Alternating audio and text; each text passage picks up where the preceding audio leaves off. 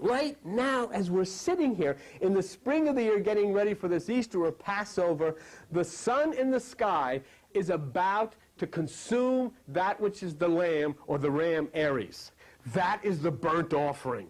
And once the burnt offering has been completed, then the sun will sit in the northern hemisphere at the eastern sky or at the right side, and summertime comes.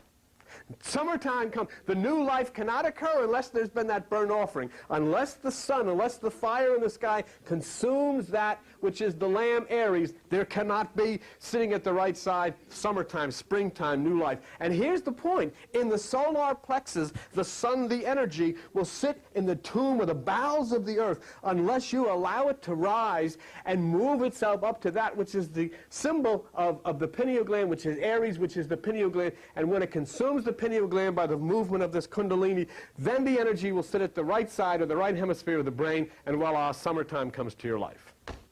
All things which are the winter of your soul, all things which have been dormant, suddenly burst forth into new life. And this is what this whole story is about. Jesus is the bridegroom because he is the sun.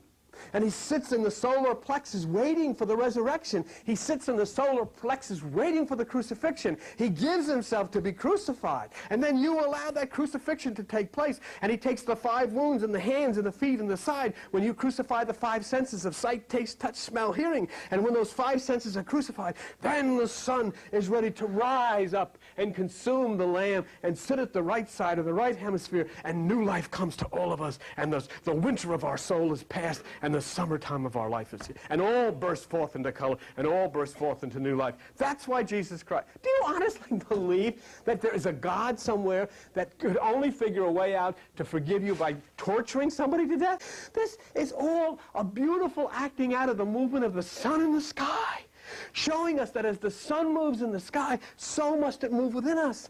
Jesus portrays the sun in us that must move upward and consume the pineal in the same way that the sun in the sky must move upward and consume Aries. If the sun does not consume Aries, there can be no summer. And if the sun within does not consume the pineal, there can be no spring or summer of your life. It's the only way it can happen. And so that's why the bridegroom, that's why the sun, that's why the point of the rising sun.